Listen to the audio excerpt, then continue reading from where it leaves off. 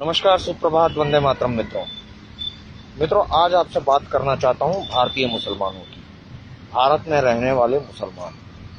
पहली बात तो ये समझ लीजिए कि ये हिंदू समुदाय से बहुत अलग है संरक्षण के मामले में, ऑर्गेनाइज्ड के मामले में।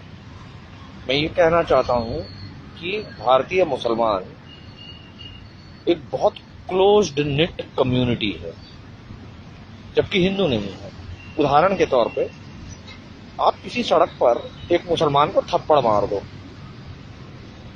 वो मुसलमान को ज्यादा से ज्यादा 10 मिनट लगेगा अपने नजदीकी मस्जिद या मदरसा पहुंचने में।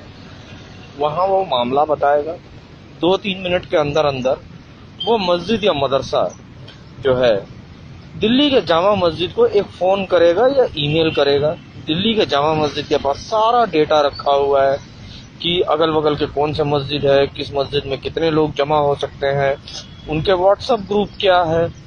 वो 5 मिनट के बाद उनको खबर देगा, और उनको खबर देने का 10 मिनट के बाद आप सड़क पे अचानक से देखते हो कि 5,000, 10,000, 20,000 की भीड़ जमा हो गई।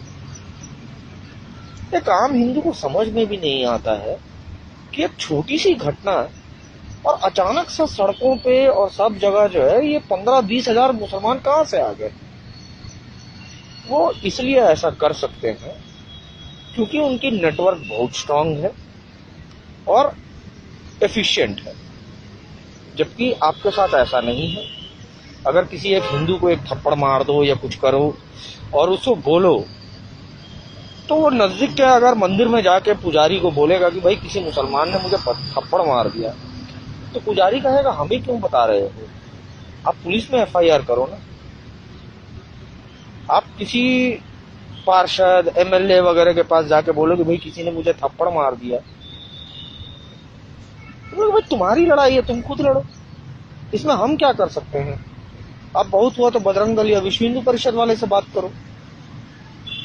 आप बजरंग दल के पास जाइए, बजरंग दल के कार्यकर्ता तुरंत लाठी डंडा लेके तैयार हो जाएंगे और बोलेंगे कि चलिए साला कौन है देखते हैं।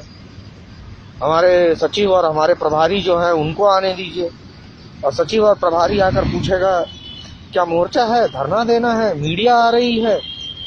वो कैलकुलेशन लगाना स्टार्ट कर देता है कि अगर मैं कुछ करूं, खबर बनती कि नहीं बनती है, पब्लिसिटी मिलेगी कि नहीं मिलेगी, मैं नेता के तौर में पेश होऊंगा या नहीं होऊंगा समाज के बीच में। ऐसी सोच आमतौर पे हिंदू नेतागण रखते हैं, मुसलमान नहीं रखते हैं। मुसलमान वेरी क्लियर है कि हमें सिर्फ और सिर्फ मजहब के लिए खड़ा होना है। तो दोनों का जो स्ट्रक्चर है ये अलग है।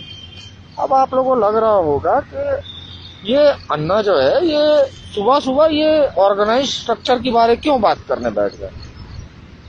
मित्रों, मैं बता दूं कि बृहस्पतिवार को पुलवामा में आतंकी हमला हुआ। हमले के बाद सारे मुसलमान जन समुदाय, जनमानस जो है, इनके जुबान पे मानो जैसा लकवा मार गया। सब चुप, कोई रिएक्शन नहीं। अच्छा हुआ, बुरा हुआ, निंदा करेंगे, कुछ भी नहीं, चुप। हाँ, राजनेता ठहरे।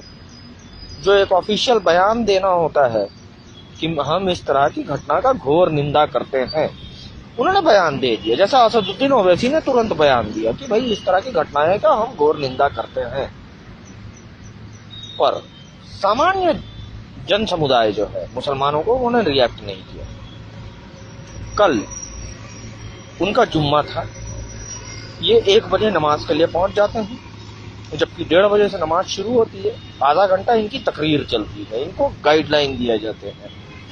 आपको मंदिर का कोई पुजारी बताता नहीं है किसी राजनीतिक विषय में, देश में हो रही घटनाओं पे आपको कैसे रिएक्ट करना है, पर इनके इमाम और मौलाना इन्हें ट्रेनिंग देते हैं, इन्हें बताते हैं कि देश में हो रहे घटनाओं पे आपको कैसा रिएक्शन देना है। और कल 2 बजे के बाद एक भाड़ सी आ गई निंदा करने के लिए कि हम घोर निंदा करते हैं, कश्मीर में जो कुछ हुआ, पाकिस्तान आतंकवादी है, पाकिस्तान फलाना है, ढिमकाना है। अरे बेशर्मो, किस मुंह से तुम लोग पाकिस्तान को कोस रहे हो। पाकिस्तान का निर्माण के लिए क्या कराची के मुसलमानों ने आंदोलन किया? पाकिस्तान के निर्माण के लिए क्या पेशावर के मुसलमानों ने आंदोलन किया? क्या लाहौर के मुसलमानों ने आंदोलन किया? नहीं, उत्तर प्रदेश के मुसलमानों ने आंदोलन किया। भारत के मुसलमानों ने वोटिंग करवाई कि अलग पाकिस्तान होना चाहिए, और ये लोग 95% के ऊपर इन्होंने वोट किया कि पाकिस्तान अलग देश मिलना चाहिए। और जब मिल गया तो गए नहीं, बोलता कि नहीं, हमको तो भारत से प्यार है, हम नहीं जाएंगे, हम तो यहीं रहेंगे। और बेवकूफ ढक्कन हिंदू इस बात को मान भी लिए कि हाँ, ये भारत को प्यार करते हैं, इसीलिए ये लोग नहीं गए। जबकि इनकी मंशा थी कि हम 4 बच्चे पैदा करेंगे, हमारे 4 बच्चे 40 बच्चे पैदा करेंगे, वो 40 बच्चे 800 बच्चा पैदा करेंगे, और हम तुम्हारी देश को कब्जा कर लेंगे। मुसलमान अपने तय लक्ष्य की तरफ बहुत क्लियरली बढ़ रहे हैं, हर कपट का हथकंडा इस्तेमाल करके। सारा कंफ्यूजन हिंदू को है, मुसलमान को बहुत क्लियर है।